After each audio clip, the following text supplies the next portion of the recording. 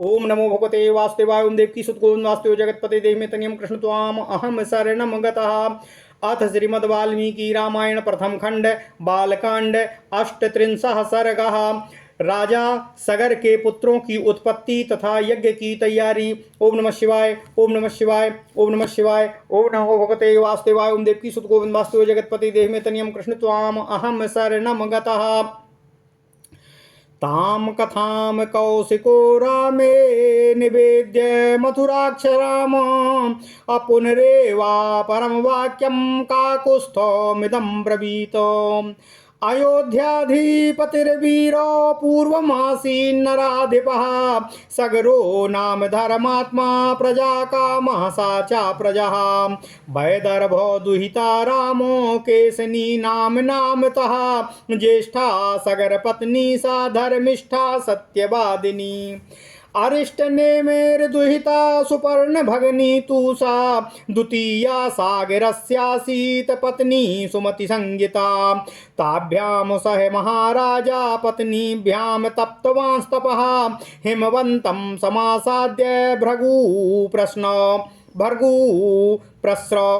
प्रस्रवणे गिरो हिमवन्तं समासाद्य भृगु प्रस्रवणे गिरो। अथ वर्षो सते पूर्णे तपसाराधितो मुनिः सगराय वरं प्रादाद भृगुः सत्य बताम बरः। अपत्य लाभासु महानो भविष्यति तवानघ कीर्तिं च प्रतिमां लोके प्राप्स्यते पुरुषर्षभा। एका जन इता तातो पुत्रं वंशकरं तव षष्टिं पुत्र सहस्राणि अपरा जन इष्यति। भासमानं महात्मानं राजपुत्रो प्रसाद्यतम् अऊचतुः परम प्रीते कृताञ्जलि पुटे तदा। एकः कस्यासुतो ब्रह्मन् अका बहुञ्जनेष्यति श्रोतुमिच्छावहे ब्रह्मन् सत्यमस्तु वचस्तव। तयोस्तद्वचनं श्रुत्वा भृगुः परम धार्मिकः उवाच परमां वाणीं स्वच्छन्दोत्र विधीयताम्। एको वंशकरो वास्तु बहवो वा महाबला कीर्तिमन्तो महोत्साह कावाकम् अपरमिच्छति। मुनेस्तु वचनं श्रुत्वा केसनी रघुनन्दन पुत्रं वंशकरं रामो जग्राह नृपसन्निधौ। षष्टिं पुत्रसहस्राणि सुपर्णा भगिनी तदा महोत्साहान कीर्तिमतो जग्राह सुमति सुतानाम्। प्रदक्षिणं रसिं कृत्वा शिरसाभिप्रणम्यतं जगाम स्वापुरं राजा सभार्यो रघुनन्दन। ओम नमः शिवाय ओम नमः शिवाय ओम नमो भगवते वासुदेवाय ओम देवकी सुत गोविंद वासुदेव जगतपते देहि तनियं कृष्ण त्वाम अहम शरणं गता। ओम नमः शिवाय। अथ काले गते तस्य ज्येष्ठा पुत्रं व्यजायत असमंज इति ख्यातं केसनी सगरात्मजम्। सुमतिस्तु नरव्याघ्र गर्भतुम्बं व्यजायत षष्टि पुत्र सहस्राणि तुम्भभेदाद् विनिःसृतः।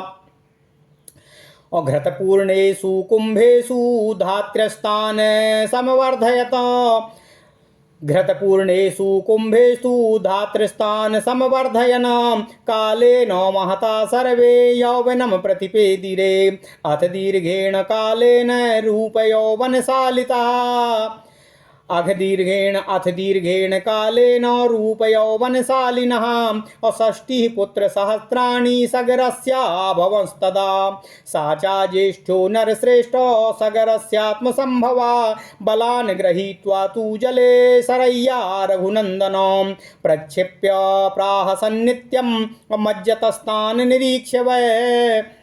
एषं पाप समाचारा सज्जनो प्रतिबाधका पौराणां हिते युक्ता पित्रा निर्वासिता पुरातो तस्य पुत्रो सुमानानाम् असमञ्जस्य वीर्यवानो सम्मतः सर्वलोकस्य सर्वस्यापि प्रियं वदः। तथा कालेन महता मतिः समभिजायत सगरस्य नरश्रेष्ठो और यजेयमिति निश्चिता सा कृत्वा निश्चयं राजा सोपाध्याय गणस्तदा यज्ञ कर्मणि वेदज्ञो यष्टुम समपूचक्रमे ओम न समुपचक्रमे ओम नमः शिवाय ओम नमः शिवाय ओम नमः शिवाय ओम नमो भगवते वासुदेवाय ओम देव की सुत गोविंद वासुदेव जगतपते देहि में तनियम कृष्ण त्वाम अहम शरणम गतः। अथ श्रीमद् वाल्मीकि रामायण प्रथम खंड बालकांड 38वां अध्याय राजा सगर के पुत्रों की उत्पत्ति तथा यज्ञ की तैयारी। ओम नमः शिवाय ओम नमः शिवाय ओम नमः शिवाय ओम नमो भगवते वासुदेवाय ओम देवकी सुत गोविंद वासुदेव जगतपते देहि में तनियम कृष्ण त्वाम अहम शरणम गतः।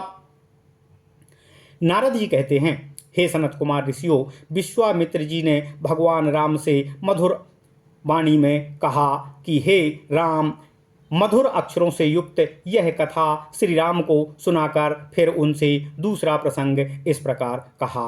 हे वीर, पहले की बात है, अयोध्या में सगर नाम के प्रसिद्ध एक धर्मात्मा राजा राज्य करते थे। उन्हें कोई पुत्र नहीं था, अतः वे पुत्र प्राप्ति के लिए सदा ही उत्सुक रहा करते थे।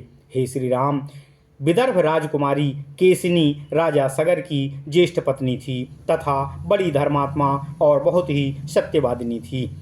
सगर की दूसरी पत्नी का नाम सुमति था। वह अरिष्टनेमी कश्यप की पुत्री तथा गरुड़ की बहन थी। हे राम, विश्वामित्र जी कहते हैं, महाराज सगर अपनी उन दोनों पत्नियों के साथ हिमालय पर्वत पर जाकर भृगु प्रस्रवण नामक शिखर पर तपस्या करने लगे। 100 वर्ष पूर्ण होने पर उनकी तपस्या द्वारा प्रसन्न हुए सत्यवादियों में श्रेष्ठ महर्षि भृगु ने राजा सगर को वर दिया। हे निष्पाप नरेश, तुम्हें बहुत से पुत्रों की प्राप्ति होगी। पुरुष प्रवर, तुम इस संसार में अनुपम कीर्ति प्राप्त करोगे। हे तात, तुम्हारी एक पत्नी तो एक ही पुत्र को जन्म देगी जो अपनी वंश परंपरा का विस्तार करने वाला होगा तथा दूसरी पत्नी 60,000 पुत्रों की जननी होगी। महात्मा भृगु जब इस प्रकार कह रहे थे, उस समय उन दोनों राजकुमारियों अर्थात दोनों रानियों ने उन्हें प्रसन्न करके स्वयं भी अत्यंत आनंदित हो दोनों हाथ जोड़कर महर्षि भृगु जी से निवेदन किया, हे ब्राह्मण, किस रानी के एक पुत्र होगा और कौन बहुत से पुत्रों की जननी होगी? हम दोनों यह आपके श्रीमुखारबुंद से श्रवण करना चाहते हैं। आपकी वाणी सत्य हो। हे महाराज, मुझे बताने की कृपा करें। उन दोनों की यह बात सुनकर परम धर्मात्मा भृगु जी ने उत्तम वाणी में कहा, हे देवियों, तुम लोग यहाँ अपनी इच्छा प्रकट करो। तुम्हें वंश चलाने वाला एक ही पुत्र प्राप्त हो अथवा महान बलवान यशस्वी और अत्यंत उत्साही बहुत से पुत्र। इन 2 वरों में किस वर को कौन सी रानी ग्रहण करना चाहती है, यह मुझे कहें। रघुकुल नंदन श्री राम विश्वामित्र जी कहते हैं, मुनि का यह वचन सुनकर केसनी ने राजा सगर के समीप वंश चलाने वाले एक ही पुत्र का वर ग्रहण किया। तब गरुड़ की बहन सुमति ने महान उत्साही और यशस्वी 60,000 पुत्रों को जन्म देने का वर ग्रहण कर लिया। हे रघुनंदन विश्वामित्र जी कहते हैं, इसके बाद रानियों सहित राजा सगर